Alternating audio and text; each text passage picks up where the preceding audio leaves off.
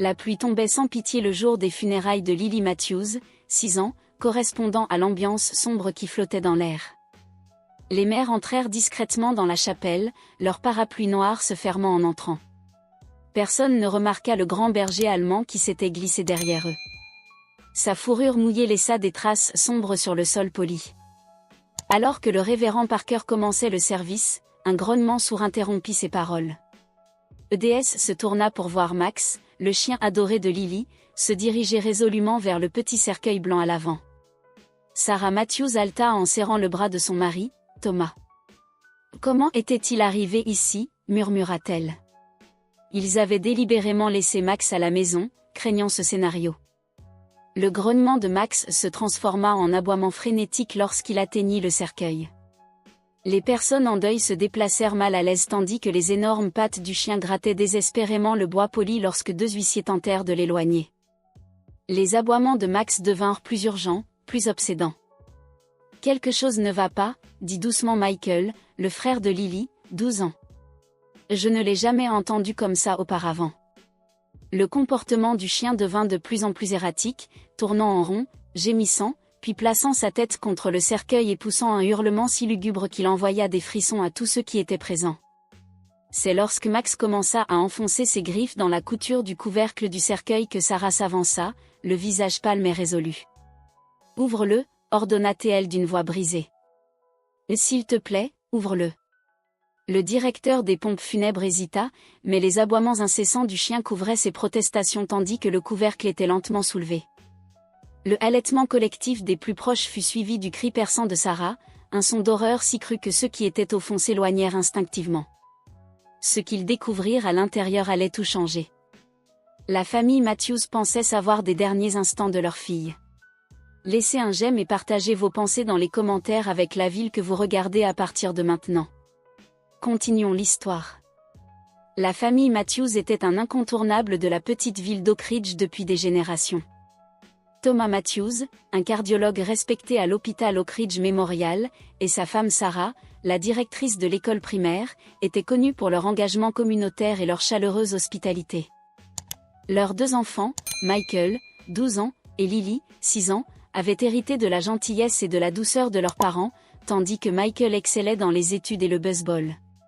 La jeune Lily avait montré un talent musical remarquable, jouant déjà de simples mélodies au piano avec une grâce naturelle qui mettait en valeur son jeune âge.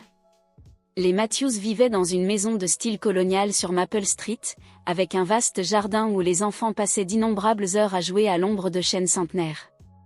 Max était entré dans leur vie de manière inattendue 3 ans plus tôt. Thomas avait été appelé au domicile d'un collègue pour une consultation d'urgence et avait découvert que le berger allemand du collègue venait de mettre au monde une portée de chiots.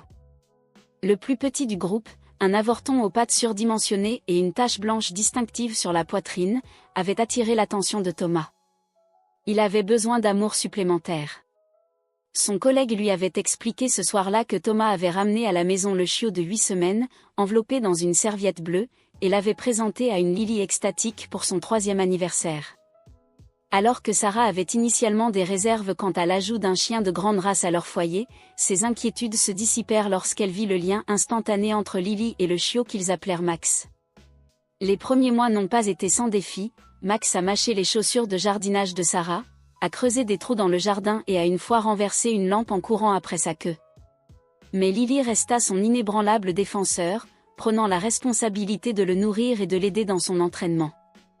Avant son premier anniversaire, Max s'était transformé d'un chiot maladroit en un compagnon protecteur digne, qui prenait son rôle dans la vie de Lily avec le plus grand sérieux.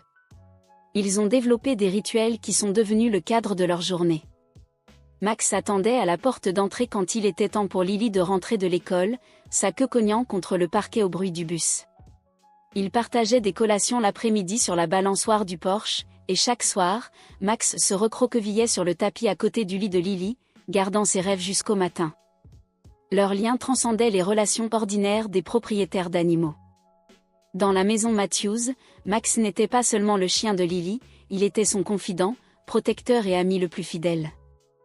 La congrégation regarda en silence, gêné, Max continuait son inspection du cercueil de Lily. Son comportement devint de plus en plus angoissé. Les gémissements cédèrent la place à de doux coups de patte qui s'intensifièrent en des grattements plus frénétiques à l'endroit où le couvercle rencontrait le corps du cercueil. Lorsque Max se cabra, plaçant ses pattes avant sur le cercueil pour tenter d'atteindre le sommet, plusieurs personnes haltèrent. « Ça suffit. » Monsieur Winter dit fermement, « Gérald, si tu veux bien », et il fit signe à l'un de ses assistants, un jeune homme aux larges épaules qui s'avança avec hésitation. Peu enthousiaste à l'idée de retirer le berger allemand agité avant que Gérald ne puisse atteindre Max, le docteur Rodriguez, le vétérinaire de Lily et le médecin de Max, se leva de son siège. « Attendez », dit-elle d'une voix clinique et pratiquée, coupant les murmures. « J'ai déjà vu ce comportement auparavant. » Elle s'approcha lentement du cercueil, observant les mouvements de Max avec un intérêt professionnel. « Il essaie de nous dire quelque chose. » Les chiens ont des capacités sensorielles que nous ne comprenons pas entièrement, surtout lorsqu'il s'agit de personnes avec lesquelles ils sont liés. Eleanor Pritchard émit un son d'exaspération. « Ceci est un enterrement, pas une convention de chuchoteurs de chiens, » dit-elle assez fort pour que ceux qui se trouvaient à proximité l'entendent. « Cet animal perturbe notre chance de faire correctement le deuil de Lily. » Tante Hélène ou Sarah commença, mais fut interrompue par l'aboiement soudain et aigu de Max, le premier son vocal qu'il avait émis depuis son entrée dans la chapelle. L'aboiement fut suivi d'un autre, puis d'un autre, chacun plus urgent que le précédent, jusqu'à ce que Max hurle directement sur le cercueil. Son corps tout entier tremblait sous l'effort. Michael poussa les adultes entourant le cercueil et jeta ses bras autour du cou de Max. « Il sait que quelque chose ne va pas », insista le garçon, sa voix plus forte qu'elle ne l'avait été depuis la mort de Lily. « Nous devons l'écouter. » La congrégation s'était maintenant complètement divisée en factions, ceux qui pensaient que le service devait continuer sans le chien et ceux qui pensaient que le comportement de Max méritait de l'attention. Le docteur Rodriguez continuait d'observer le chien avec une inquiétude croissante tandis que le révérend Parker tentait en vain de rétablir l'ordre. Monsieur Wyer s'entretenait tranquillement avec son personnel près de la porte, envisageant clairement des options plus énergiques pour retirer l'animal perturbateur. Peut-être que la famille immédiate devrait entrer dans la chapelle latérale pendant un moment. Le révérend Parker suggéra finalement de créer une stratégie de sortie digne de la situation de plus en plus chaotique. Nous pouvons reprendre une victoire. Une voix s'éleva du fond de la salle. Les personnes se retournèrent pour voir le docteur James Harrison, chef de la médecine pédiatrique à Oak Memorial et mentor de Thomas, debout dans l'embrasure de la porte. Il s'avança délibérément dans l'allée, son expression grave. Thomas a dit qu'il était retardé à l'hôpital et venait d'arriver. Avant que nous procédions, je pense que nous devrions ouvrir le cercueil. Un murmure collectif parcourut la congrégation. Monsieur Wyer s'avança avec son sang-froid professionnel. Enfin, craquant, c'est complètement hors de question. La famille a déjà eu sa veillée funèbre. Et James, que dis-tu ? Thomas interrompit, son visage pâle. Le docteur Harrison avait été le médecin traitant de Lily tout au long de sa maladie, travaillant aux côtés du cardiologue pédiatrique. Sa présence aux funérailles était attendue, mais sa demande était déconcertante. Le docteur Harrison baissa la voix, parlant directement à Thomas et Sarah. Il y a eu un incident à l'hôpital ce matin. Une panne de courant a affecté certains de nos systèmes de surveillance. Il hésita en regardant le cercueil. Ce n'est probablement rien, mais vu le comportement du chien, je veux juste être certain.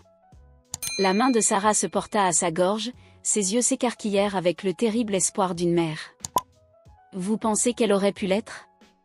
C'est extrêmement improbable, souligna le docteur Harrison, mais dans mes 40 ans de pratique, j'ai appris à exclure même les possibilités les plus lointaines.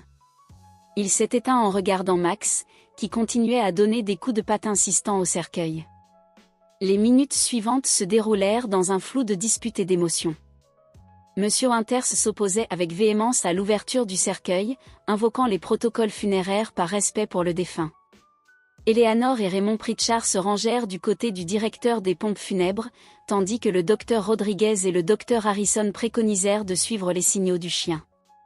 Tout au long du débat, Max continua ses tentatives frénétiques pour accéder au cercueil, sa détresse augmentant visiblement à chaque minute qui passait.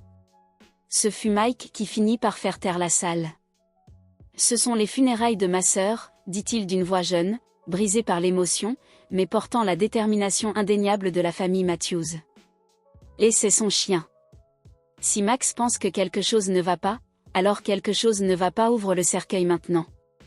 Dans le silence stupéfait qui suivit l'explosion de la jeune fille de 12 ans, Sarah s'avança et posa sa main sur le couvercle du cercueil.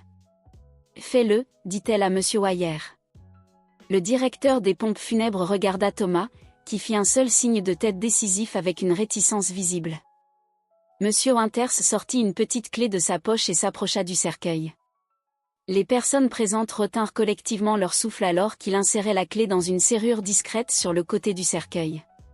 Le léger clic sembla résonner dans la chapelle silencieuse.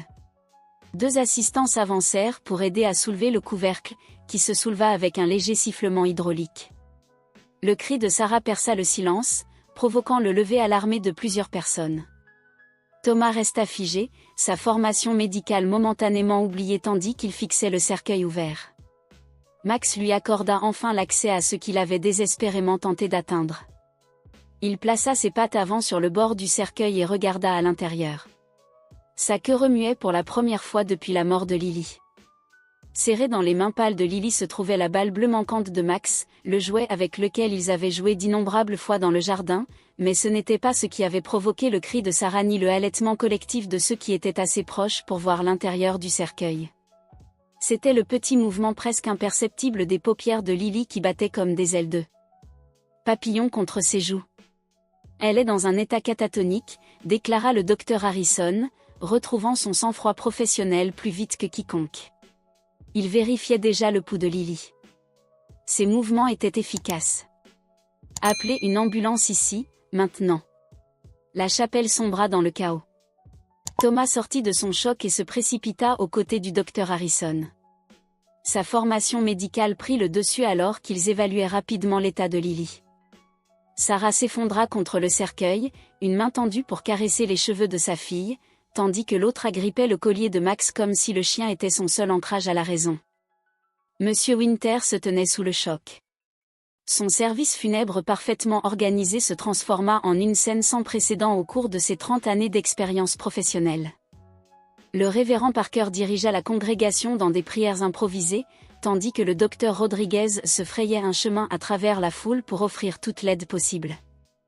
Max resta ferme au bord du cercueil, ses yeux ne quittant jamais le visage de Lily, sa queue continuant son rythme régulier et plein d'espoir contre le sol de la chapelle tandis que les ambulanciers se précipitaient dans la chapelle avec une civière et du matériel. L'histoire complète commença à émerger en fragments de conversations urgentes. Les systèmes d'alimentation de secours de l'hôpital étaient tombés en panne lors d'une brève panne affectant les moniteurs de l'unité de soins intensifs pédiatriques où Lily avait été déclarée morte. Dans la confusion qui s'ensuivit, aggravée par les changements d'équipe et les circonstances tragiques, personne n'avait remarqué que Lily n'était pas morte, mais avait plutôt sombré dans une maladie extrêmement rare appelée catalepsie. Un état d'inconscience profonde qui imite la mort de manière si convaincante que même les professionnels de la santé expérimentés peuvent être trompés. Une fois sur 1 million, répétait sans cesse le docteur Harrison, tandis que Lily était soigneusement transférée sur la civière. Je n'ai lu que des cas comme celui-ci. Il se tourna vers Thomas et Sarah. Son expression était un mélange d'étonnement professionnel et de soulagement profondément personnel. Si ce n'était pas pour le chien. La déclaration restait en suspens, inachevée, mais comprise par tous ceux qui étaient présents.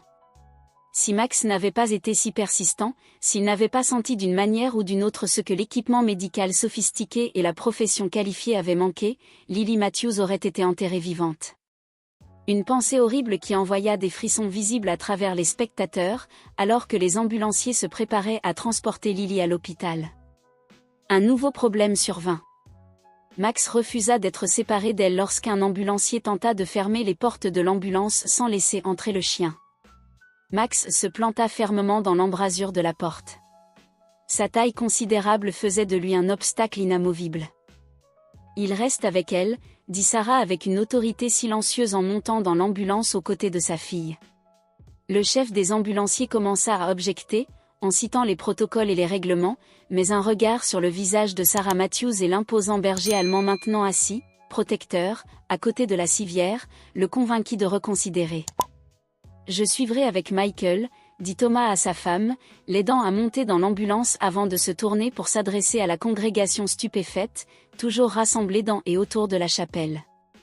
Le service est. Il commença, puis s'arrêta, l'absurdité de la situation le frappant soudainement. Un demi-rire s'échappa de sa gorge. Le service est reporté indéfiniment, ajouta-t-il, tandis que l'ambulance s'éloignait, ses sirènes perçant la pluie qui tombait toujours. Les personnes en deuil se tenaient en petits groupes, essayant de traiter ce qu'elles avaient vu. Les Pritchard étaient blottis avec d'autres parents. Les objections antérieures d'Eleanor à la présence de Max furent visiblement abandonnées.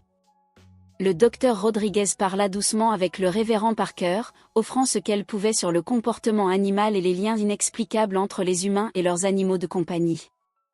Monsieur Winter s'assit lourdement sur les marches de la chapelle, son monde soigneusement ordonné complètement bouleversé. À l'intérieur de l'ambulance, les ambulanciers s'efforçaient de stabiliser Lily pour le transport. Sarah remarqua quelque chose serré dans la main de sa fille. À côté de la balle bleue de Max, dépliant doucement les doigts de Lily, elle trouva un morceau de papier plié, couvert de l'écriture surdimensionnée et soignée d'une petite fille de 6 ans aux mains tremblantes. Sarah déplia le mot et lut le simple message que Lily avait réussi à inclure dans le cercueil. « Prends soin de Max, il sait toujours quand j'ai besoin d'aide. » Sarah regarda le mot, puis le chien, qui était assis à regarder Lily avec une attention inébranlable. Sa détresse antérieure fut remplacée par un calme vigilant. « Tu savais » murmura-t-elle, enfouissant ses doigts dans son épaisse fourrure. « Tu savais, tu savais. » Max se tourna brièvement vers Sarah, ses yeux intelligents croisèrent les siens avant de retourner veiller sur Lily. À ce moment-là, alors que l'ambulance se précipitait vers l'hôpital avec sa précieuse cargaison, Sarah Matthews comprit avec une clarté absolue que sa famille avait reçu un miracle, délivré par le dévouement extraordinaire d'un chien ordinaire qui avait refusé de dire au revoir.